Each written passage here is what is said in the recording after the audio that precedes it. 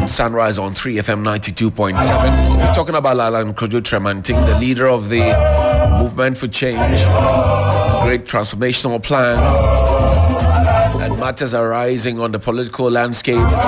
What exactly the Afraafranto movement is bringing to the table. You heard wife of Alan Kojo Tremanting earlier. You heard Alan Kojo Tremanting himself. The man who is a senior campaign advisor to Alan Kojo Tremanting, former general secretary of the NPP, a former stalwart in broadcasting, is right before me here in flesh and blood. Nana Oheninto. Chairman, good morning. Good morning, Johnny. How are you, sir? God's grace, I'm doing very well. Do you miss your broadcasting days? I will do broadcasting any day. I wouldn't say I miss it. Right. I found other things to do. Right. But any opportunity to do broadcasting for me is one of great excitement, both of nostalgia and of adventure into the future. Right. Yeah. So broadcasting for me is the thing, you know. And I used to say this when people will ask me, so what is the greatest thing that excites you about journalism generally? Right. You meet new people every day. You get to learn something new every day. Right. You get opportunity to go to new places every day. That was great for me. I see. Great. How is Alan Kojo Tremanting? Doing excellently well. Physically, emotionally, spiritually, by the grace of Almighty God. He's doing very well. And he's been crisscrossing the country. Yeah, What what has he been telling the people? He's been telling Ghanaians that Ghana is at a point where we need transformational leadership. Now, first thing is that I personally have noted that one of the biggest problems that we face in this nation is leadership. When I was coming, I think I was listening to you and you were lamenting the problems. I think it was just this morning. Yes, this morning. And you were asking, so what is the problem? I want to know. I want somebody to tell me. Yes, I want to understand. What is it? I want to understand. I want you to understand that the number one problem of Ghana is leadership, the right kind of leadership. That's the first thing. The one other big one is the need for mindset and behavior change. Okay. If we can get these two issues addressed, I can tell you 99% of the problems Ghana has, whether in governance, whether in family, whether in the economics, whether whichever area of our lives, if the issue of sound leadership is sorted, we get the right kind of leader who is competent, who has the character, who has the charisma, who has the heart for people and the mind of what is right to be done, has the right spirit in terms of ethics, morality, values, competence, topping it all. You have that, and you get the people of Ghana accepting that. If we have to start a program at 7, it is 7. There is nothing like Ghana time. Ghana man time. Yes. And if I call you on the phone and you are standing at Circle, just tell me, I'm at Kwame Nkrumah Circle. I'm sorry, I'm late. It will take me another 1 hour to get to where you are. Don't tell me you are close to 37 because I'm at airport waiting for you, when you know you are at Kwame Nkrumah Circle. Honesty, integrity. Honesty, integrity. A change of mindset and attitude into private life, into public life. Right. I can tell you. And I'm not surprised that Alan has made these things key pillars of the change and the transformational leadership that he's talking about. It's not just in the economic area. Right. No. It's not even just in the governance area. No. But it is in terms of our own value system, our thinking. We talk about the problems. We are not ready to change our own mindset and attitude. Me, as Ohininto, I'm not ready to change. So who do I expect to change? Yeah, I mean, seriously. People see you, you speak about certain values, you practice them, and they tell you, hey, Masa, you have to be sharp or you have to be smart. Too. People tell me, you're general secretary of this party. Why do you choose to follow Alan Tremanting when you know Alan Tremanting hasn't got money?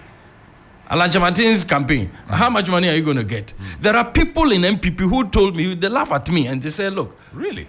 Yes, I'm telling you. That you made a choice to go with Listen, this thing is not a new thing. There are things that if I tell you, it will shock you. Even about NDC, PNDC, NDC, it will shock you. PNDC, NDC people, I was very close because in the media, I was a star those days. Right. Jerry Rawlings loved me. Rightly so. We worked very closely. Eventually, we fought. And I had a fight with a few of them. When they wanted me to get into the core of NDC, I said, no, I want to stay professional. One of the top people asked me, why? Are you getting money from somewhere? I asked him, is politics all about money? He told me, if it is not about money, then what is it about? I was disappointed. As far back then, it has come through MPP, it has come through NDC. I know it and I've experienced it. So when I'm talking about the need for that change, value system, I more than agree with Alan Martin. In fact, maybe I should be the apostle of Alan Martin's. Is it not too late? Somebody would ask that. Late. Look, we have in comparison to what? We've practiced this for a very long time. It's ingrained and Let me tell you something. Leopold Sédar Senghor, the first president of Senegal, right? He was one of the philosophers and politicians who led Africa's liberation with Kwame Nkrumah and the rest of them. Senghor said, it doesn't matter how long a piece of timber stays in the river, it will never become a crocodile. Agreed. So it doesn't matter how long we practice the wrong thing, it will never become right. So if we choose to live in it because we've practiced for long enough, forget it. Then let's just continue. Let me congratulate you and Alan Chamanti and the rest of the team. You're the first to have brought out your manifesto and actually put a cost to it. Congratulations. Thank you. Your contemporaries and your contenders have not been able to do that. What does that tell you? They are not ready for the job. Ireland is ready for the job. Ghanaians must get this. Is very simple. You see, in Akan, the elders say that akwala unyi obeto car no onamano obisa car taibo, which means that if a child intends to grow up and buy a car, even when they're a boy, they will ask, well, how much do they sell a lorry type? You may ask, now what akwala car tie there? Ne boy there for home because of vision. Right. Obia or vision, the man who knows the problem of Ghana today, and decided, said, no, I should put myself up to the fire. I can't sit back and just talk and complain like everybody else. After all, God has given me such a grand background of experience. Fortunately, Alan has the character of integrity. Alan has a track record of performance that I can tell you. If I tell you, when I tell people this, they shake. I tell them, I said, look, without becoming vice president, without becoming president, in the Fourth Republic, because Nkrumah is in a different class, in the Fourth Republic, no president has put together a policy whose implementation goes beyond Ghana to the whole of Africa, like Alan Martin, who has never been vice president or president. Africa Continental Free Trade. One policy. The whole of Africa, 50-something countries, are set to change in terms of the economy, the trade, and the industry of Africa. Which vice president or president in Africa has been able to put together, beyond our founding leaders, Kwame Nkrumah, who was Ghanaian and who was key in forming Organization of African Unity?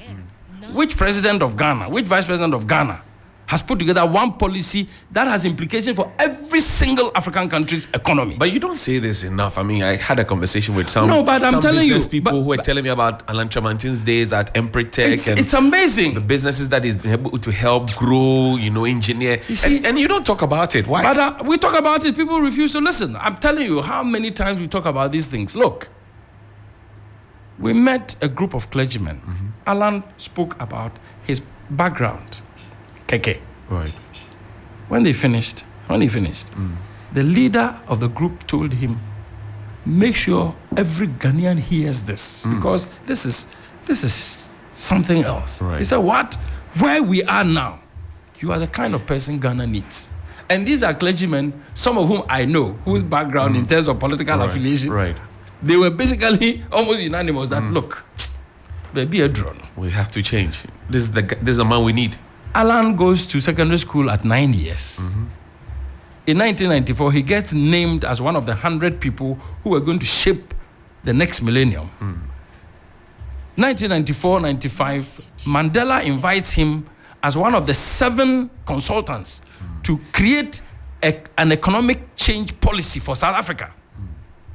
Alan goes ahead to become a consultant for MDPI, providing policy direction for public sector reforms in the late 70s, early 80s, into the 90s.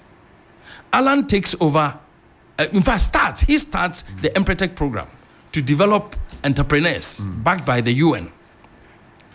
And Ghana, Nigeria, a number of South African countries, Kenya, South Africa, Zimbabwe, all of these countries have businessmen and entrepreneurs who were nurtured by Alan Kyerematen. He is not a billionaire. He produces billionaires. That's the kind of leader you need. A leader who's not wanting to acquire the wealth for himself, but as an agent for wealth creation, he brings up billionaires. Where are those people, and why are they not pushing their weight, pulling their weight behind? I cannot answer that question. I can't answer that question. Because if he raised you, and I cannot, and I'm telling you that I know somebody who is a giant in business who mentioned to me that, look, this is what the man did at Empretec. I cannot answer for those people because somehow, to that extent, I would say Alan is not a good politician. He's a good leader, but he's not a good politician. Why? Because even after Alan has helped you, Alan will come back demanding. But the politicians, some of whom I know, they will set you preconditions. You put 10-15% down before we can move. You know, but I admire Alan exactly because he's not a good politician, but a good leader. How do we trust such a person? Because you have to be a politician and a good leader. You see, at the same Jesus time. Told the people, if you don't believe my words, believe the works that I'm doing. Forget about my words. How many words haven't politicians given? How many words didn't Akufo-Addo and Bawumia give Ghanaians? How many words didn't John Mahama and other presidents in the past give Ghanaians? How much translated into works? So that is what, look, when President Kufuor wanted to become the candidate for MPP, they said, we are winning Mukasei. We are the party, Emmanuel. And you know, this party, I'm sorry to say, MPP, is quite full of a number of arrogant people, arrogant elements. They look at Kufuor. Kufuor is from a very, very, very good home. Right. Kufuor has a very, very, very good pedigree. But Kufuor was so humble, people tended to, dismiss him completely. At every opportunity. He never talked much. When Kufuor was campaigning against Akufo-Addo, they said Akufo-Addo is the one who is charismatic. He is the one who can rattle English. They said he's the one. Initially, they were thinking of Akufo-Addo. Somehow, God decided to bring Kufuor first. So Kufuor became president, MPP. Then finally, Akufo-Addo became president, MPP. Right. The one who talks plenty and the one who doesn't talk. I can tell you, if nobody can tell, I can tell you the difference in their leadership of the party, their leadership of Ghana is there for everybody. But Matthew Poku Prempeh believes otherwise. He says that's him. Well, there's no president. That's up to him. People have bashed him enough, so you want to leave him? I want to forget about him. That's him. Incidentally, Kufuor happens to be his grandfather anyway, so that's up to him. The Great Transformational Plan. Yes. What are the key themes that Ghana must know about? In fact, everything in it. But let me give you the highlights. Okay. The highlights are that Alan has clustered his thinking, his ideas into 6 clusters. Okay. The economic, the infrastructure, environment, science, technology, and natural resources, governance, social services, and behavioral and mindset change. Okay, please go over them again. 1, the economic cluster. Right. 2, the infrastructure cluster. 3, the environment, science, and technology, natural resources cluster. 4, governance. 5, social services.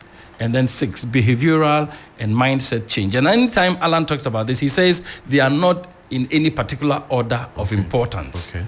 They are all on the same plane. You can't take one and leave the other. It just won't work.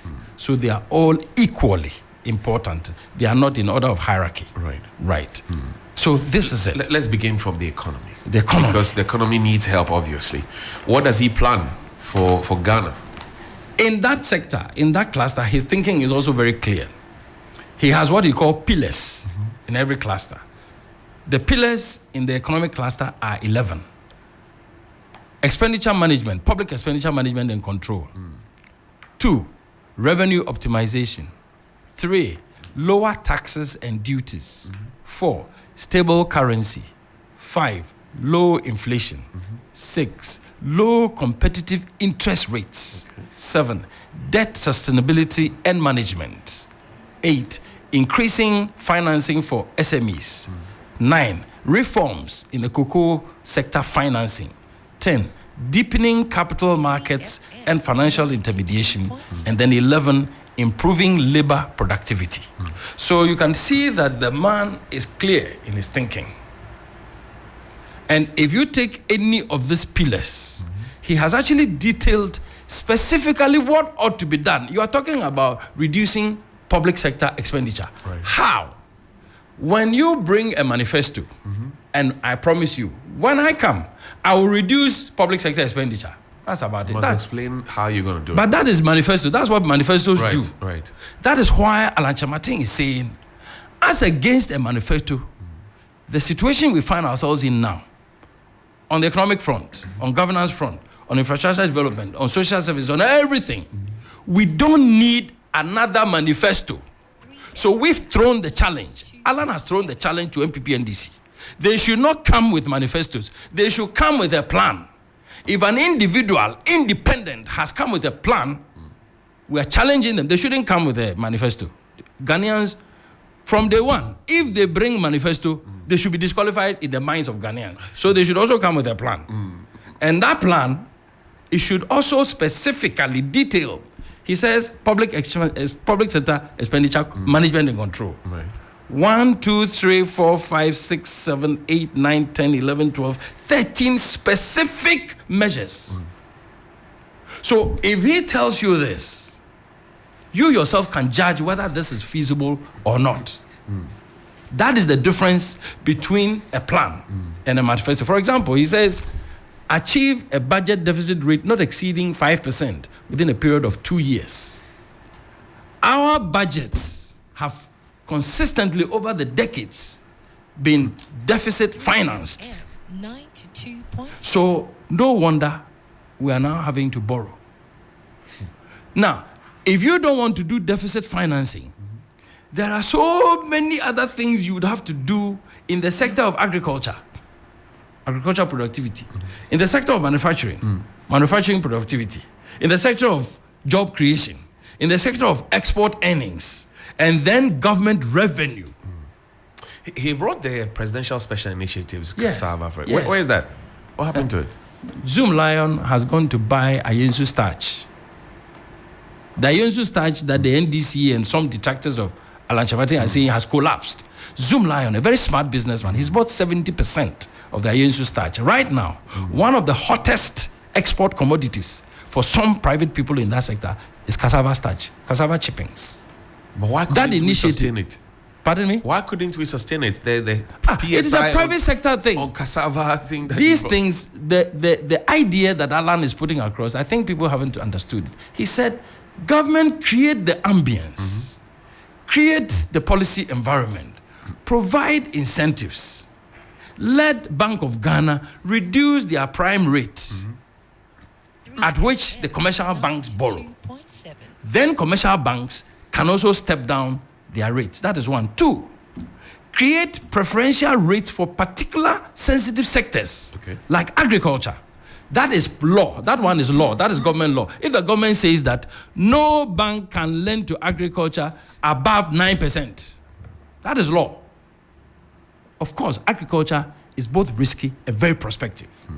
So the banks who want to specialize in agriculture financing will also take on, but the government will also provide other incentives for banks who also choose to support agriculture. This is a whole set of policy thinking, policy alternatives, policy initiatives which you have to implement together. But if you don't have the idea, if you don't understand, how are you going to implement it? Was he allowed to function as a trade minister? Well, I know about one or two things, especially with regard to one district, one factory. I think that to that extent, the president was not fair to him. I will say the president because this same President Akufo-Addo was the one during his campaign when Alan suggested that, Mr. President, when you come, I started a program under Akufo called Rural Enterprise Development. Right. I want us to turn it around and refresh it, name it One District, One Factory. And this is the idea. He said, wow, this is fantastic. When I become president, I will make you the trade minister, and then you can implement it. Thank God, Akufo-Addo became president 2017, and then decided that One District, One Factory should be brought to Jubilee House. Presidential Special Initiatives. One District, One Factory. Let me go there first. One District, One Factory should be brought to the office of the president with a different secretariat, with a different person to manage it. And not given to Alan Chaman, No. who proposed it. For 3 years almost in the first term, the thing was collapsing. Then the president agreed that now they should return it to One District, One The Factory. harm had already been done. But of course, even with that, basically 1 year, 1.5 years of the first term and 3 years of the second term, Alan left behind over 200 private-owned, government-supported industries, about 120 of them that are producing today, exporting and employing people. And everybody says we haven't seen it. Today, the current trade minister is hailing One District, One Factory, having created 170,000 jobs just in that small subsector. And somebody says, I haven't seen it. We haven't seen it. Of course, you don't want to see it because of political or whatever. Yes. In fact, let me tell you, Commander Shoe Factory, it was only last Tuesday when Alan met the media that the people started talking plenty. They said, Alan came and took Commander Sugar Factory. He couldn't turn it around. He's a failure. When he told them, it was John Mahama's government that borrowed $35 million to start that factory. Tried to give it to a private sector operator. It somehow didn't work. NPP took over 2017. 6 months into the administration, when the value of Commander Sugar Factory was done, it was estimated at $16 million. In less than 1 year, after a new government took over. Is it any wonder that no private businessman wants to take it over? I hear the Indians want to take over. But they are also saying that we can't take it at that value. It has to be devalued. So these are the things that have gone against our development. Leadership with integrity. Leadership with competence. Leadership with a proper understanding of our situation. Look, Alan told us when this government decided it won't go to IMF, everybody was happy. First 4 years, they did, Akufo-Addo went around. Ghana beyond aid, everybody, IMF over our dead bodies. I think it was TV3 or Metro TV who interviewed Alan at the time. Your president says we'll never go to IMF. Vice president says so. Afraafranto says so. All his deputies. How about yourself? Alan said, you know, it's going to be difficult for me to say because I'm not God. I don't know what will happen tomorrow. But there are things that if we don't do, we might be forced to. So it's not a question of saying, I will go or I won't go. That is what saved Alan's credibility. When the government finally decided, said there was no way out, the government had to go to the IMF. There was no minister, the president, vice president, everybody had no credibility to talk about it. About 5 or so, 10 ministers were asked to go and explain it to the public. All of them ran away. It was only Alan Chematin who had the courage to come and tell Ghanaians. Because at that time, the NDC was jubilating. Since you people say you won't go to IMF, you've gone. You've lost the election. The NDC, MPP, we went for a funeral in Kwo.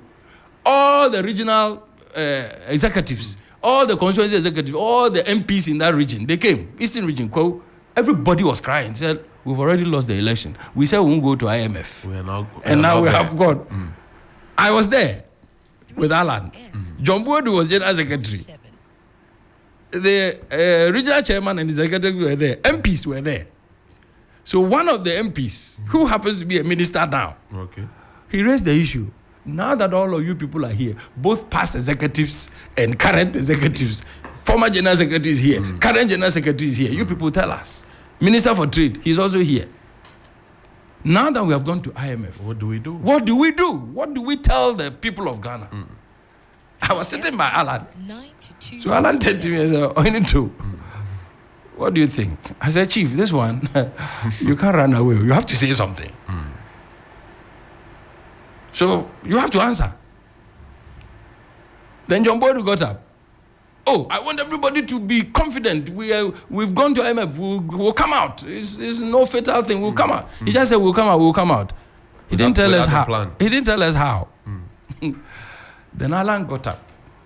He said, look, ladies and gentlemen, it is not a good thing that we have to go to the IMF. But in any case, I don't think we should politicize this matter, NPP and DC. Because in the first place, it was NDC who took us to the IMF. When the NPP government came, we were in IMF, and they tried to get us out. Unfortunately, the thing that we should have done in order not to go there again, we didn't do. That's why we are finding ourselves there. That is one. Two, we are all bona fide members, dues-paying members of the IMF. It's a club of last resort. So if for whatever reason, good reasons, bad reasons, but you get to a point where you are stuck, you can't even find food for your people to eat. You need to borrow, you can't go anywhere. At least you're a member of the club. This is for short-term solution. We can go there, it is not a crime. So we are going there. But beyond that, if we don't come up with a plan, because the IMF program is ending 2025, what is going to happen after 2025? If we don't come up with a plan that addresses issues of corruption, issues of the agriculture, the macroeconomy, export earnings, and so on, he listed a few things. We'll just go around in circles. In fact, he said, and go back there again. We will go back there if we don't take care. So that is why Alan has launched this transformational plan. Okay. We'll get into the other portions of infrastructure, etc. But tell me, some say Alan Kyerematen should have walked away when he made a decision in his mind to contest for the presidency, because that could have saved him a lot. That's at least what Dr. Nyaho Tamaklo thinks. That's neither here nor there. I've talked with Nyaho a lot of times. I've talked with Martin Pegbu a lot of times. Right. Alan stayed too long. That's neither here nor there. Because the point is that whatever Alan is capable of doing for this nation, the time of his departure from the party doesn't compromise it in any way. Was it because he lost their flag bearership, thing? Of course not. That's why he left the party. Of course not. In any case, people don't even know that Alan's first attempt at becoming flag bearer of NPP was in 1996. Right. When Akufo-Addo himself was not even contemplating the race yet. Akufo-Addo was supporting Professor Dubois. Alan was going to contest 1996 at Legon, when the party elders, including late Apia Menka and others, said, look, the way Alan was positioned, with the young executives of the party behind him, with the funds that they got, if Alan had contested 1996, he would have beaten all of them to it. All of them? All of them. Apia Menka admitted this in his book. Yes. So Alan just thought, look, this is a conservative party. Right. Let's respect our elders. Of course, I'm still young. And then he said, okay, supported Kufu. Does he regret that decision? I don't think he does. That he has been given a raw deal because I remember when Nanado won the flag bearership primaries. In 2007. After Alan was asked not to contest him for the second round. And then Alan decided not to contest. Right. Yes. He offered. Nanado mentioned in his thank you message that, Alan, I will go first, and then after me, you. That one, I'll leave it to Akufo-Addo himself to deal with his own conscience. But do you think, does he think that he was given a raw deal by the president, Nana Akufo-Addo? Well, I don't think he would call it raw deal, but I'm sure as a man, as a human being, he will feel that Akufo-Addo has not been a man of honor in that respect. He hasn't kept his word. But what can you do? If a man decides not to honor his word, what can you do? Especially if it's not a criminal matter. You can't do anything about it. It was a matter of faith. So Akufo-Addo has acted in bad faith, seriously, as far as I'm concerned. We'll take a quick break. We'll return. Nana Hininto will still be here with us. We'll get deeper into the great transformational plan of the Movement for Change, popularly known as the Afraafranto movement. It's 54 minutes after 8. My name is Johnny Hughes. See you shortly. Star 712 # Luck is everywhere, for everyone, yeah. Here's to the friends who dialed *712# and found no regrets. To the investors who struck gold. To the health workers who diagnosed luck with precision. To the tough guy who couldn't hold back his tears. To the passionate fan who couldn't contain his joy. To the seamstress who turned her hard-earned stitches into a bundle of happiness. And now, here's to you. Your next big win is right here. Luck is everywhere, for everyone, yeah. The luckiest. Dial *712#. Now join in the luckiest winning celebration. Every 1st July 2024. Over dial *712#. Now I cost to tickets as a group, individual, and now even as a community. Now when Nisika gets here, prizes are here in the community draw or go for the grand draw on the 30th of November 2024. Unlock your luck with *712#. Now join in the winning streak now. The luckiest. *712#. Luck is everywhere, for everyone, yeah. The luckiest. Come on. Good boy. Honey, look, he's crawling. Wow. Good job. The new Cerelac Wheat and Maize has the combined goodness of wheat and maize grains fortified with iron, vitamins, and minerals also found in fruits and vegetables. To prepare the new Cerelac Wheat and Maize, just add milk. Enjoy your little one's big moments at less cost. Cerelac, care for them. Count on us. This advert is FDA approved. The best in the morning is on 92.7. Sunrise on 3FM. 3FM 92.7. Urban Lifestyle Radio Station.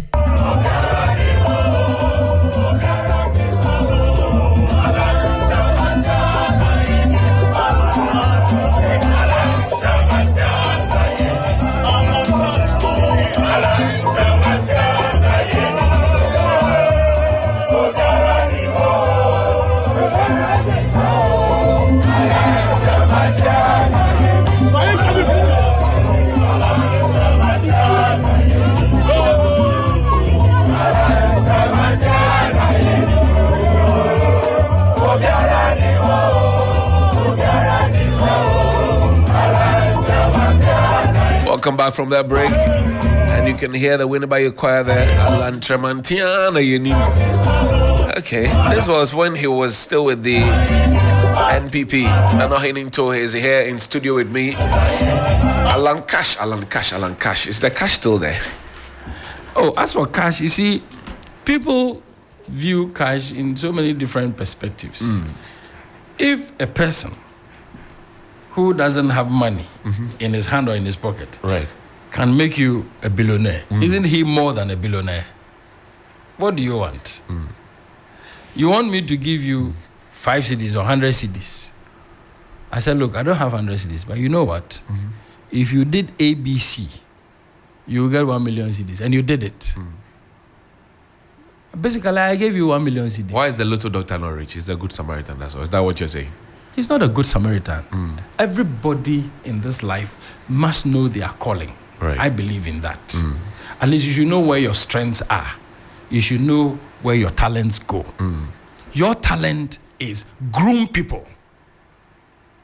Be somebody who mentors business people and grows them into multi-million enterprises for themselves, for their families, for their nations, and for Africa, for the rest of the world. Isn't that a great vocation? Why would we think only in simple material and utilitarian terms, in terms of what comes to me personally directly? It is also part of the need for attitudinal and behavioral change that we ought to achieve in this country. Because when people view value or they view capital, they tend to look at it more in terms of the immediate material benefit or cash. They don't realize that when you put human capital together, when you put psychological, cultural value together, it produces even much bigger material financial return. So that is what maybe a lot of people don't understand about Alan. It is not just philosophical. It is not philosophical because, you see, People are talking about, let me give you an example. Bad example, but I'll still use it. Let's hear it. A Japadia book. They say, president says it's a fiction. but this book is fiction. Right. Who wrote it? We don't know even. But I take the Bible. I don't know who wrote the Bible. I read the principles of the Bible. And I decided that these words are good words. 92. In fact, I've also done my own historical checks on the Bible. And I have found that there is such overwhelming historical and archaeological evidence to back the narratives of the Bible. And I have applied its principles to the extent that I myself have experienced divine healing, kidney disease in my own body physically. And then you tell me not to believe in the Bible. How would I make sense of that? This is a Japadia, but they say don't believe it. Everything in the book has been implemented. So between the practical implementation and the paper, which one should I even now look at? So that is it. A lot of the things that we deal with, they are just value. But when you translate them into faith and action, you see a lot of material, physical results. You see, this is how you get a change that becomes positive to affect the way we do things, to affect our level of productivity, improve our relationships at the micro level, and then improve our relationships at the macro public sector level, governance level, and so on and so forth. You know, these things are not tangible as such, but they are even more important than tangible things. I see. Let's talk about political party funding, and particularly campaign of Alan Tremantin. Before then, I was out when I went to Ray Church the other day, and I saw Alan Tremantin still as a side person. He was ushering. Wow. And I was surprised. I said, wow, Alan still does his things here. He says he wants to be a Christ-like leader, a servant leader, But at that presidential a level, shepherd why leader. does he go to church to still usher? Didn't you read Jesus properly? I don't know. You're Anglican, so you are a Christian, Right. right? Jesus said, if any one of you wants to be a leader, let him become a servant. I am your leader and your master. You call me Lord. When Jesus stooped to wash the feet of the disciples, Peter refused. You are the master, you are the Lord. He said, I'm teaching you a lesson. When you don't get servant leaders, that's why you get a phenomenon where everybody is talking about the arrogance of power, because you don't have servant leaders. People who don't believe in serving as the mode of leadership. People who see themselves as lords and masters. People who go and beg for votes. And after they've been elected, they suddenly become little gods. And anytime they need a vote, they'll go and beg. Sleep in places that ordinarily they won't sleep. Eat food that they will ordinarily not eat. Associate with people that they would distance themselves from normally because they need a vote. As soon as they get the vote and they become a president, a vice president, a minister, whatever. Are you talking about President Akufo-Addo? Because they are, I'm talking about all of the they are both politicians. members of Ray Church. I am talking Mr. President Akufo-Addo is also in the same church with Alan Tremantin. No, but we are discussing Allah. He doesn't come to church, the people say.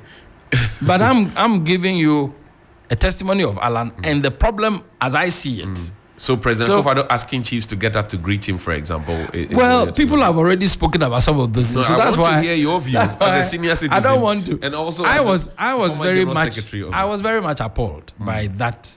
You see, because he was also being discriminatory.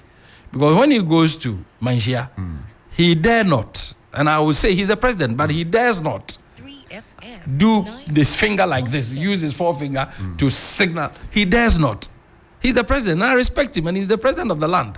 But we all know that President Akufo-Addo dares not point his finger at Asante Hene and ask him to, hey, Masa, that day he will run out of Jubilee House, and he knows it, so he won't do. So why do you do it to other chiefs? You know, that's discriminatory. Right. That's not good.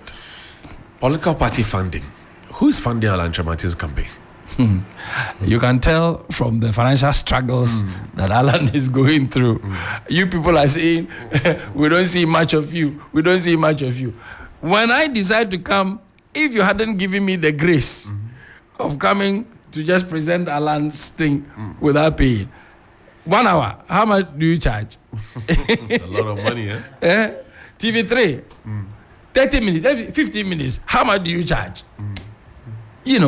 But Alan is determined that, look, if we don't go this straight path, this straight in terms of narrow, and hope and pray that Ghanaians will see the value, and we choose the easy path, by the time you become president, you have your hand in everybody's mouth, and it's going to be difficult. We've seen the practical outcome of it. We just talk about it and allow parties to use galamsey. I heard you talking about galamsey. Right. NDC did the same thing during Muhammad's time. Same galamsey to fund party. Same thing. So you see, that's what we're talking about. From MPP to NDC, it's not change. It just cannot be. What is it? It's just musical chairs. This one takes the chair, this game. The next game, I managed to take the chair. And it's the same old thing, going in cyclical movement. It doesn't help anybody. We will keep talking about this. Let me tell you, until President Kufuor came, and when I was a young reporter in the early 80s, Right. every year we talked about Alajo floods, having taken some children and even adults.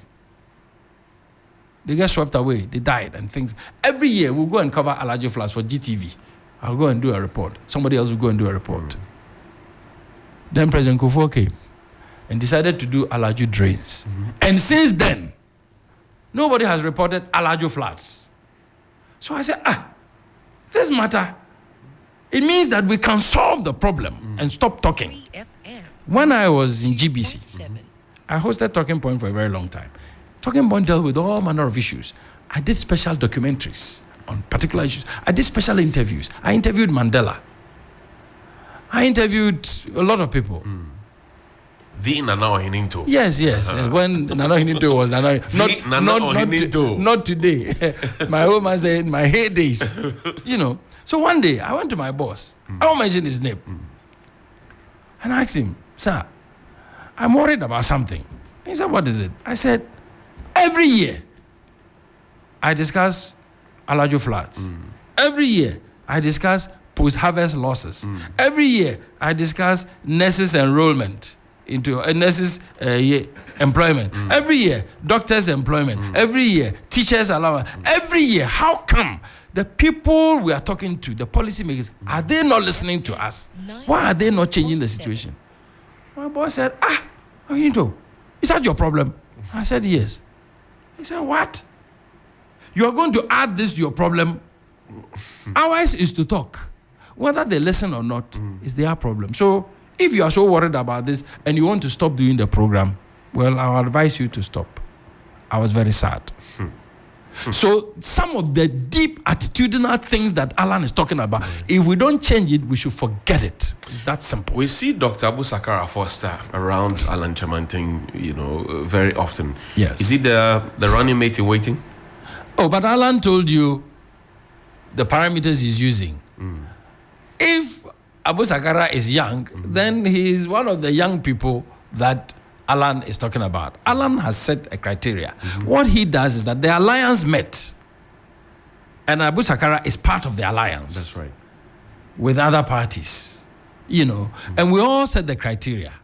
So we are going to go by the criteria. Okay. Yes. If you meet the criteria, you are in. That's it. So Alan has given an indication. He's going to announce his running mate soon.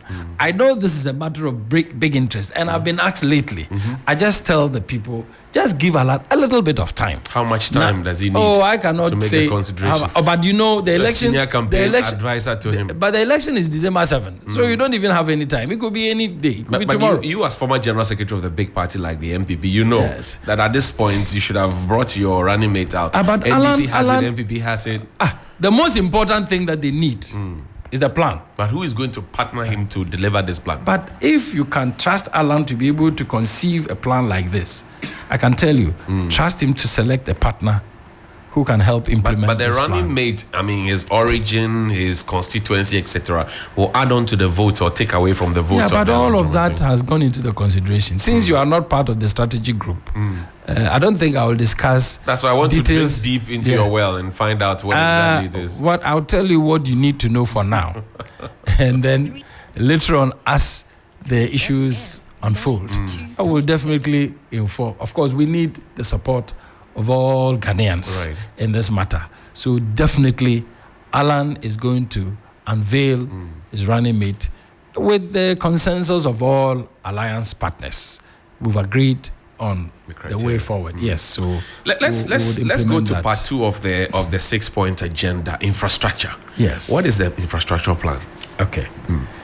This one, they will just touch the tip of macro, but that's okay because did you get a copy of it yourself? Yes, I have a copy of it. Okay. So let me go to infrastructure. Is 3. Infrastructure is okay. What's the second one? Sorry. Second one is the agricultural revolution. Okay, let's talk about agric. Okay. Because agric is dear. The farmers are complaining that the rains are not coming as much as they want. No, actually, agric is part of the economic cluster. Right. Let me hold on a second. Infrastructure, yes. Okay. Infrastructure. Well, all you look for it. Let's listen to this. Please. Really honored by this. So more good to everyone. That's the kind of transition that I was looking for, and I'm so honored that I'm really pleasing my heart by making references to specific pages and to you for pleasing my heart. Make sure that you are at your best when you ask questions. First question is make sure that you are at your best when you ask questions. First question is honored by this. So more good to everyone. That's the kind of transition that I was looking for, and I'm so honored that I'm really honored by this. That's Alan Tremanting at his media engagement earlier this week. Nana, infrastructure. What is the plan? The plan is 1, accelerated development of transport infrastructure. 2, energy security and diversification. 3, public housing. 4, digital mainstreaming. 5, water, sanitation, waste management and sewage system. And then 6, maintenance of public infrastructure. Let's begin from there. Maintenance of public infrastructure. I mean, we spend so much money we put into that. I was just watching the youth resource centers that have been constructed. They've been left, they're all weedy and dirty. And will we get a leader who will fix this and say, look, this is what I'm putting in place. I have facility managers there. We have invested so much, and this is how it's going to be kept spick and span. Finish. First of all, for Alan to pick it out as a specific pillar to deal with, even before he gets into government, should tell you how much importance he puts on that. Now, some of the policy solutions he's outlined here is 1, introduce legislation and appropriate regulations to compel the provision of a maintenance budget in all publicly funded infrastructure development projects. All we do is initiate the project, and we don't have any provision for maintaining the facility or the infrastructure. Now, if you have made that a law, unfortunately, some rogue, I'll call them rogue ministers and rogue governments can even go and change the laws so that they can do what they want, But you can trust Alan. Make legislation that insists on budgetary allocation and release. You don't just allocate, but you also make the money available for the proper agencies to maintain. 2, establish, equip, and provide qualified personnel for maintenance units in all MDAs and public sector organizations and companies to be responsible for the efficient and regular maintenance of all physical infrastructure under the management and control of the said institutions and organizations. Look, we still have PWD. PWD has totally collapsed. No budget. And when I was young, even when I started work, and I was working at GBC, and I got a government apartment in Labone. Right. It was PWD that renovated that apartment for me to move in. I see. In the early 80s. But they are not as vibrant as they used to be. They don't have the money. They have been collapsed by so many different factors. But if you have a president who specifically pinpoints this aspect of public sector infrastructure maintenance as a key thing, to the extent of dealing with the laws that regulate this sector, making budgetary appropriation for those institutions to function, then it means that you will get something going. Create robust mechanisms for the outsourcing of specialized maintenance services to the private sector by MDAs. I mean, if you contract a private company to renovate TV3 studios, would you say you won't pay them? You will pay them. So outsource. See, these are the infrastructure. See, I was the government spokesperson for finance and economy during President Kufuor's time. I had an office at the Ministry of Finance. So one day, I told, I think it was either Bairedu or Safmafu, one of them. I worked with both of them. And I told them one of the first things we needed to do was that the Ministry of Finance and Economic Planning's building needed to be renovated.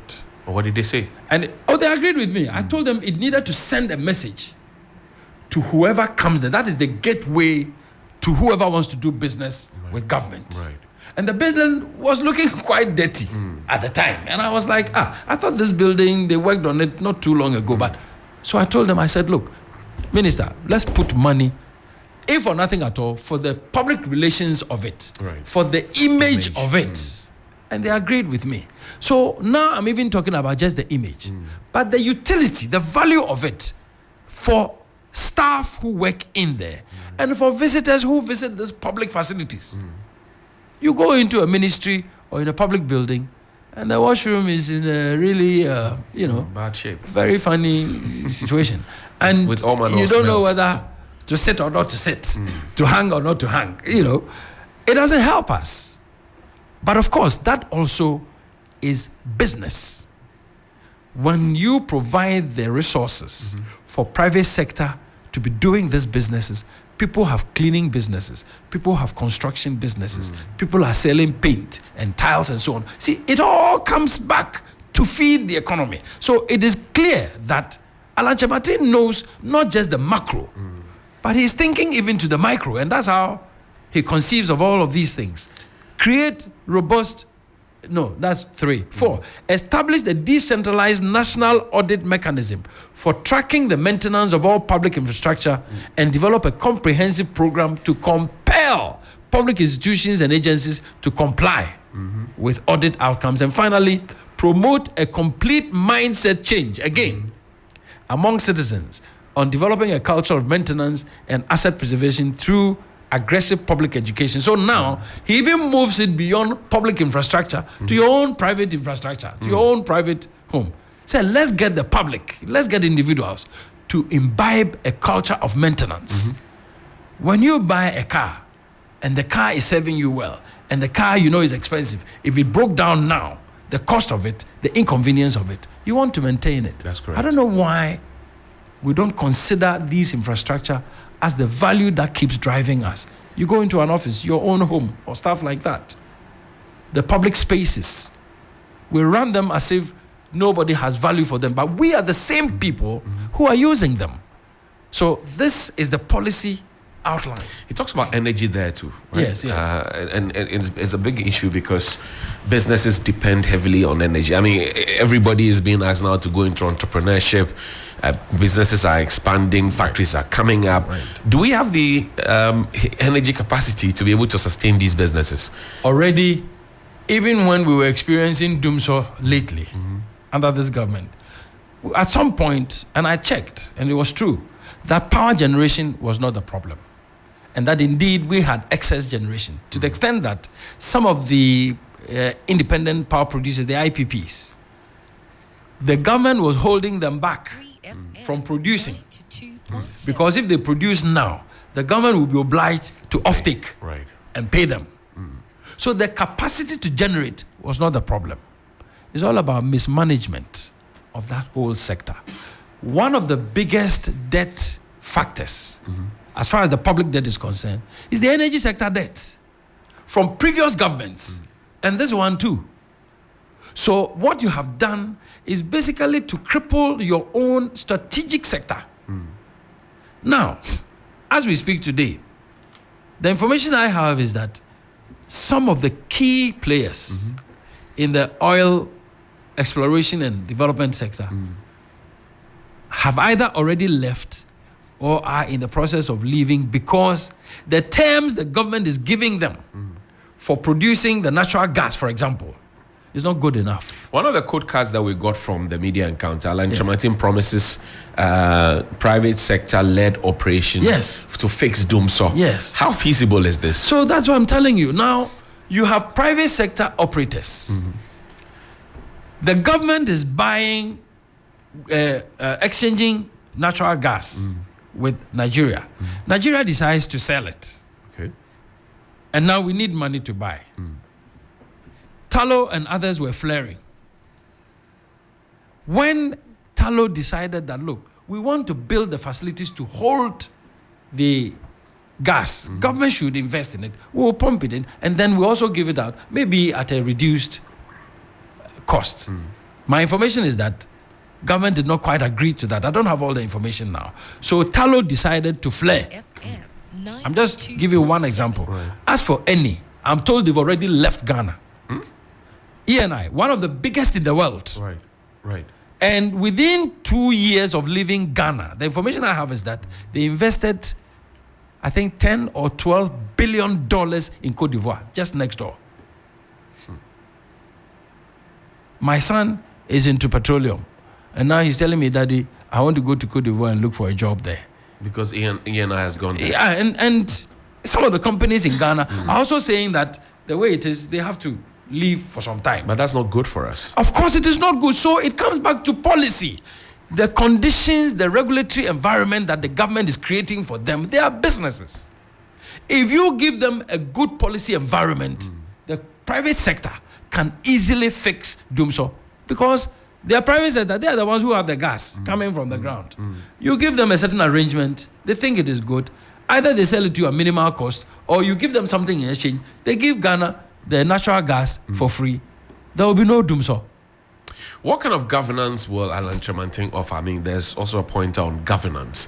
For example, we've spoken about the number of ministers. We are worried about the elephant-sized government that Nana Akufo-Addo is running. He says, well, I'm a man in a hurry. I know what I want. I know what I'm going to give you, what you're getting out of this. John Mahama said he will not run the country more than 60 ministers. Dr. Bawumia has beaten the number further down. What is Alan Chamatin's promise to the people of Ghana regarding the number of ministers, for example, that he will Alan has promised to run the government with not more than 40 ministers. Not more than 40? Maximum 40. Is it doable?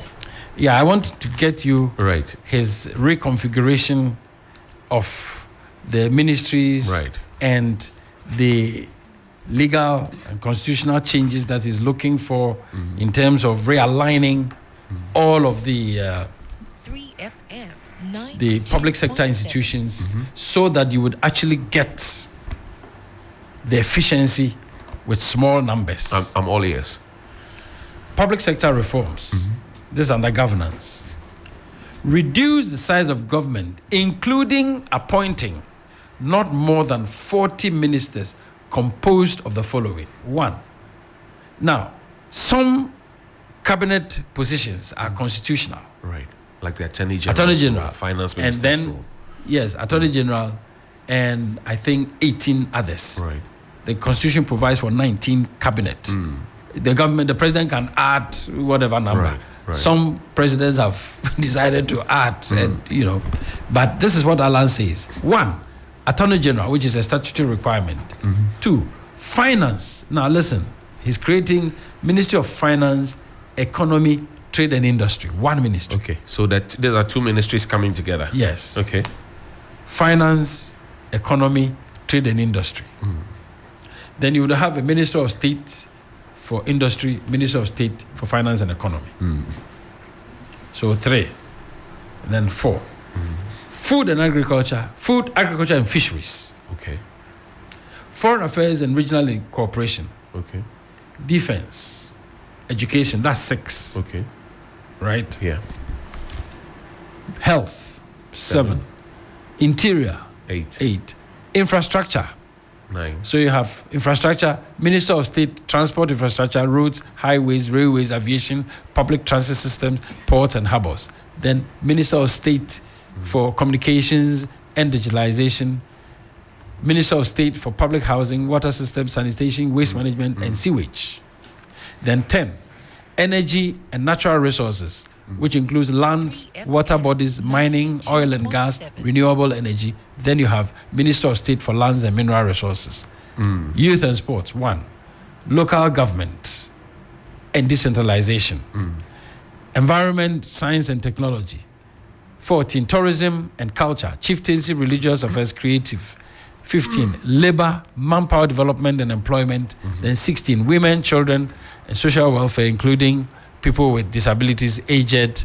So 16 plus Ministry of State, 17, 18, 19. Okay. 20, 21. 22.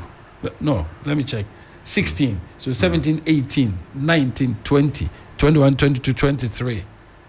23. Regional ministers? Regional ministers, 16. So 23 plus 16. 9. You still have 9. We still have one more. You can even add one more. That would be a minister of state or a minister at large. I mean, it depends on the president. What does he think of ministers of state with our portfolio? So that is why when he said minister of state, these ministers of state that Allah has said, every one of them has a portfolio. Right. So he doesn't believe in minister of state without portfolio. Of course not. What do you mean by minister of state without portfolio? It only sounds like job for the boys, which is not what Ghana needs now. What about ambassador at large? Well, in the president's wisdom, he needed an ambassador at large. I haven't seen the terms of reference of that ambassador at large.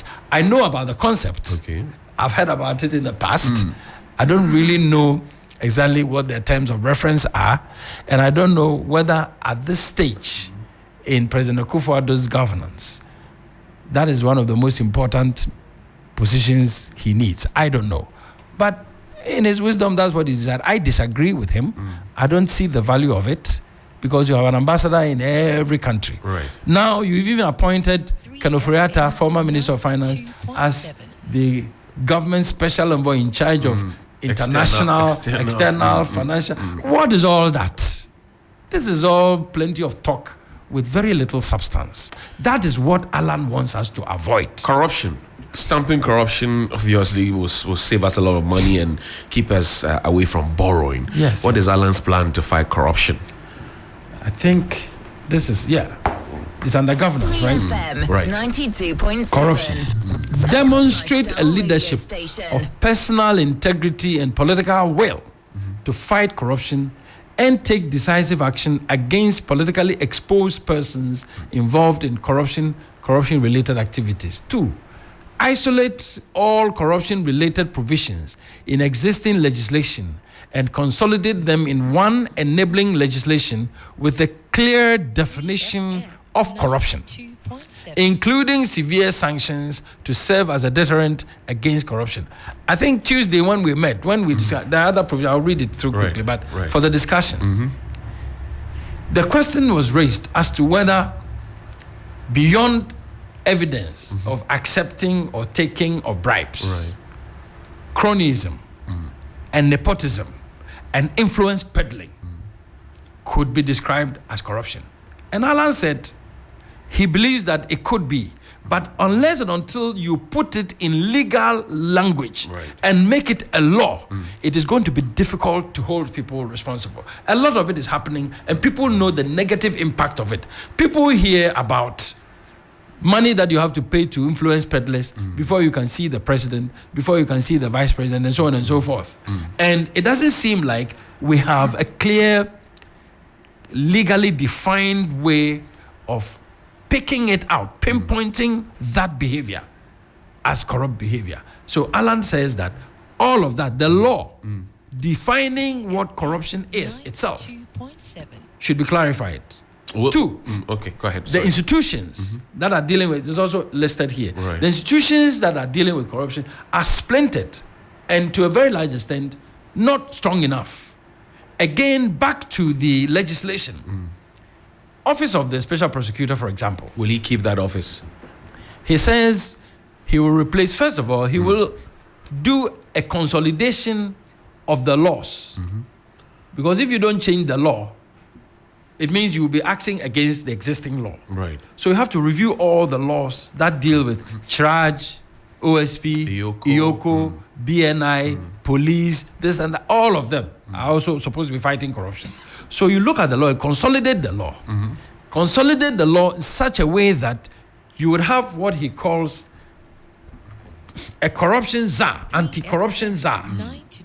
He said, amend the constitution to establish and appoint an anti-corruption czar with independent prosecutorial authority separate from that of the Attorney General.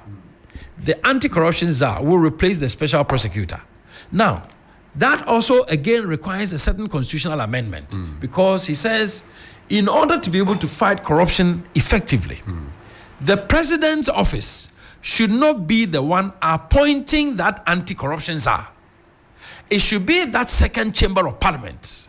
Because now that you've collapsed the Council of State, which is merely advisory. And as for advice, if I give you advice, Take it or you can refuse take it or leave it. The law doesn't compel the president to take the advice of Council of State. and yet we pay them. Of course, we pay them because they are a constitutional body. We created But it.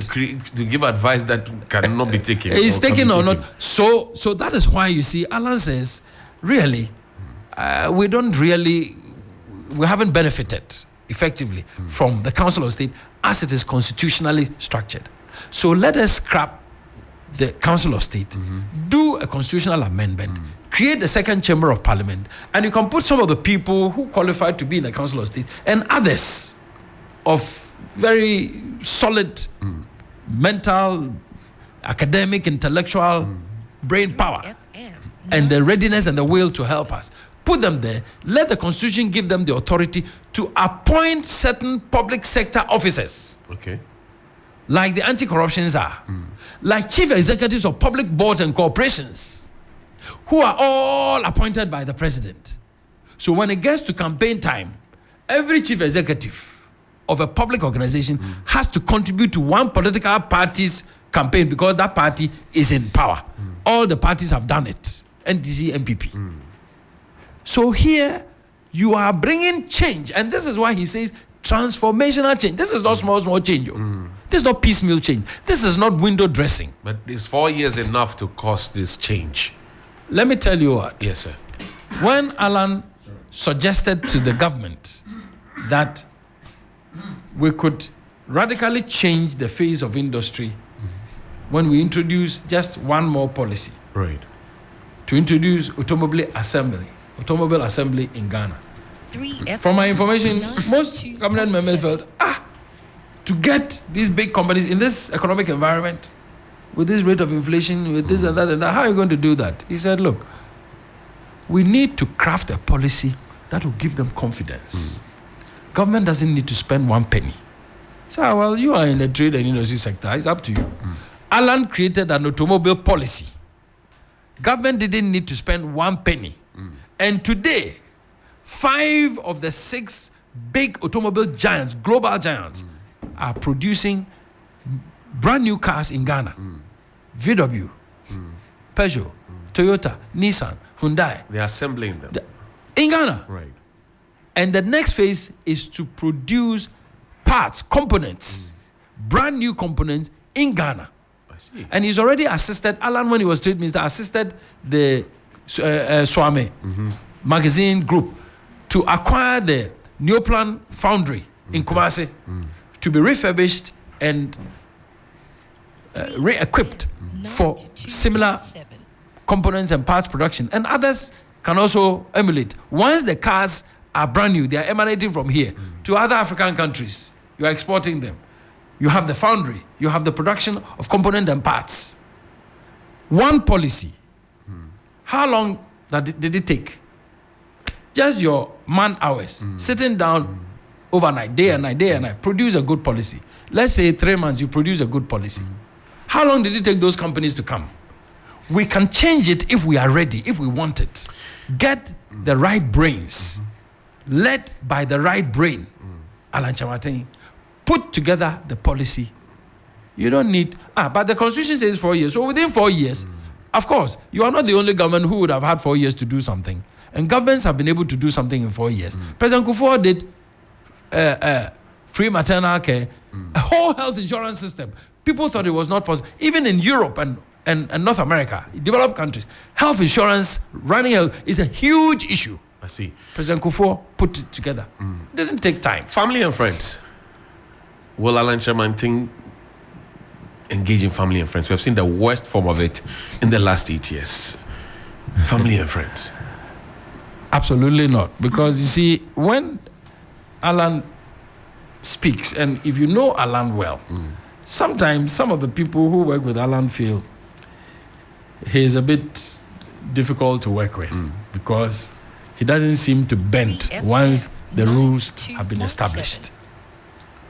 There's one guy who used to be with Alan, who was his nephew. Okay. And he went and I think said something negative about one of the contestants who were contesting with Alan in the MPP primary. He sacked him. Just like that. His nephew. He said, but if you do this, they will say that I am the one who is encouraging you to do it. Right. And everybody was like, hey, his nephew. At least it gives you a signal that, look, the man is principled. Right. You know, and at this point, with the kind of vision that Alan has put together, sometimes some of us who are working with Alan, we say, hey, it's job for the boys that Alan time there, it be macra. But you see, President Kufuor came. He did not, and like any other government, you can't line up the people at Independence Square Stadium to give money to citizens to live. You create the policy environment. You create the enabling environment so that if somebody decides to sell salt, somebody decides to be a seamstress, somebody decides to run a factory, there is light, there is water, there is maternal care, there's health insurance. Those kind of things that individuals cannot provide for themselves. Government provides that environment. Individuals do their little businesses, and banks will begin to chase you to come and take loans to expand your business. That is what governments are supposed to do. If you do that, you don't need to create jobs for the boys. See, all the boys can find something to do. Look, Alan has a scheme here in this plan where graduates, young graduates who have come out of school, if they decide to go into business, how the government is going to provide that kind of enabling environment, helping with policy to get the banks to provide guarantees, even asking banks to use at least 10% of their profit after tax to give not grants, but interest-free loans that government will guarantee for these young entrepreneurs. If you do that, the young men, women, they'll begin to rent their own apartments, buy their own cars. When they come even to work in the public sector, they wouldn't need to depend on government because now the government's economy is moving. You can pay them realistic salaries and wages. They can arrange through their own banks to get their own cars, and government doesn't need to. These are things that require only clear thinking. It doesn't require muscle. It doesn't require too much talking. In 1 minute, tell me, what do you think of the 24-hour economy? Is it workable in our country? It is, for me, too much of a slogan. In Ghana, the police people are already working 24 hours. The banks are already running 24 hours with the ATM stuff. Airport is already working 24 hours. The harbor is working 24 hours. Hospitals are already working 24 hours. So you see, you don't put out such a slogan like President Mahama has done. When Alan said, Baumia said, 24-hour slogan doesn't make sense. Then Alan said, no, 24-hour economy makes sense, but cannot be just a slogan. The man should be able to tell us, when you pick this plan, when you implement this plan, you don't need to put out a slogan called 24 hours. But they've explained it to mean one job, 3 people, 3 shifts recently at the Youth Manifesto launch. No, but you see, if your agriculture is not expanded, if manufacturing is not expanded, those jobs, where are you getting it from? Private sector or public sector? How many jobs can the public sector create? Not up to 1 million. So you see, that is what Alan is saying. Stop dropping slogans and sound bites. Give us substance. So I expect that by now, President John Mahama should be able, and as I said it, I've thrown the challenge to them. MPP, NDC, they shouldn't come and give Ghanaians manifestos anymore. Alan has raised the bar. He is an independent. He is not even having the benefit and the luxury of the establishment of a political party, have the benefit of being in government before or being in government even now, with all the structures on the ground, with all the human resources. Don't come and give us slogans anymore. In any case, my last point on this matter is that clearly between President Mahama, Vice President Bawumia and Alan Kyerematen is the one who has proved to Ghanaians that I am ready for the job. Bawumia says it is possible. What does that mean? It is a slogan. The signal is strong. It's possible. Alan says that I am not just talking. I've given you all that I envision for. Go and critique it. And come and x-ray me. If you have confidence in me, look at my track record. I helped South Africa to fix the black economy, and today blacks have a major stake in the economy in South Africa. I helped our own entrepreneurs in Ghana build from scratch to billionaires.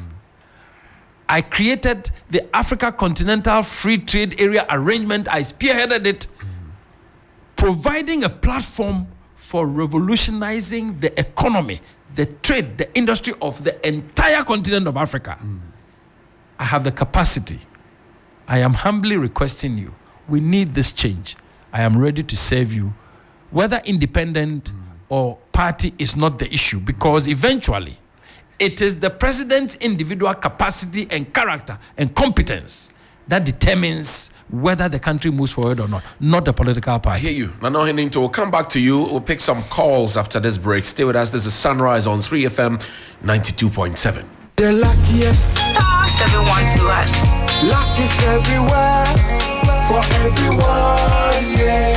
Here's to the friends who dialed star 712 hash and found no regrets. To the investors who struck gold. To the health workers who diagnosed luck with precision. To the tough guy who couldn't hold back his tears. To the passionate fan who couldn't contain his joy. To the seamstress who turned her hard-earned stitches into a bundle of happiness. And now, here's to you. Your next big win is right here. Luck is everywhere. For everyone, yeah. The luckiest. Dial star 712 hash. Now join in the luckiest winning celebration. Every 1st July 2024. Over dial star 712 hash. Now I to take it as a group, individual, and now even as a community. Now when you see prizes are in the community draw, or go for the grand draw on the 30th of November 2024. Unlock your luck with star 712 hash. Now join in the winning streak now. 92.7. The luckiest. Star 712 hash. Luck is everywhere. For everyone, yeah. The luckiest.